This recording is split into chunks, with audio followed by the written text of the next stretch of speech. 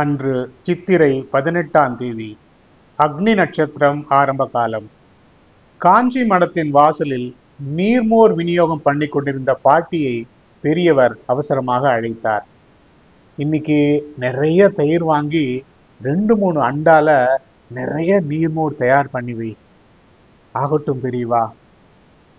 வெறும் மோரா இல்லாம அதுல பெருங்காயம், கடுகு தாளிச்சு கொட்டு, கொஞ்சம் கருவேப்பிலை நன்னா கசக்கி போடு.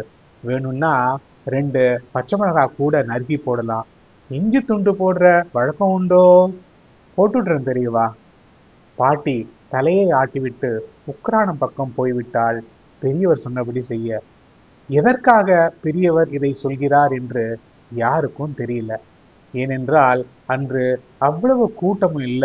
மடத்தில் இருந்தவர்களுக்கு குழப்பம்.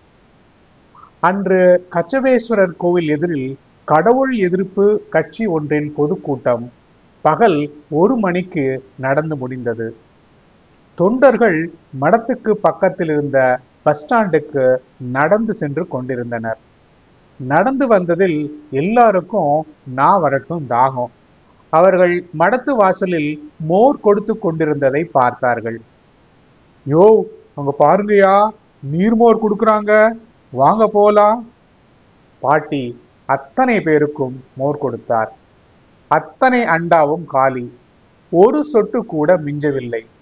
தாகம் தீர்ந்ததும் அண்டாவை விட்டுவிட்டு மடத்தை பார்த்தார்கள். கண்ணையா, வரியா? உள்ளார சாமியை பார்த்துட்டு வந்துடலாம், முணுமுணுத்தார் ஒருவர். ஆமாண்ணே, எனக்கும் ஆசையாத்தான் இருக்கு. சாமி ரொம்ப பெரிய கடவுள் தான்.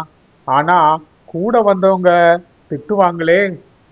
இதில் வேடிக்கை என்னவென்றால் 100 பேருக்குமே இதே கவலை, பயம். கடவுள் இல்லை என்று அவரை திட்டி தீர்த்த கூட்டத்தில் கலந்து கொண்ட பின் எந்த மூஞ்சியை வைத்துக்கொண்டு மடத்துக்குள் நுழைவது? அவர்கள் அவ்வாறு யோசித்துக் கொண்டிருந்த வேளையில் மடத்தில் இருந்து சீடர்கள் வேகமாக வெளியே வந்தார்கள். பின்னாலேயே பெரியவரும் வந்துவிட்டார். நீங்கள்லாம் உள்ள வந்து என்ன பார்க்காட்டா என்ன? இதோ நானே உங்களை எல்லாம் பார்க்க வரேனே என்பது போல் 4-5 பண்டிதர்களுடன் வேதாந்தம் பற்றி பேசிக்கொண்டே பெரியவர் வெளியே வந்தார். எதிரே உள்ள கங்கை கொண்டான் மண்டபத்து ஆஞ்சநேயரை தரிசிக்க அவர் சென்று கொண்டிருந்தார். ஆக பெரியவரை தரிசிக்க வேண்டும் என விரும்பிய அந்த தொண்டர்களின் விருப்பம் நிறைவேறிவிட்டது. வறுத்தெடுக்கும் சூடான தெருப்பொழுதியில் அத்தனை பேரும் தடால் என்று விழுந்து பெரியவரை வணங்கினார்கள். பெரியவரும் அவர்களுக்காக அந்த சுடுமண்ணில் நின்றார். எல்லாருக்கும் நீர்மோர் கிடைச்சதா? கிடைச்சது சாமி. சாமி, 90 என்று எல்லாரும் திருநீரும் கேட்டு வாங்கினார்கள்.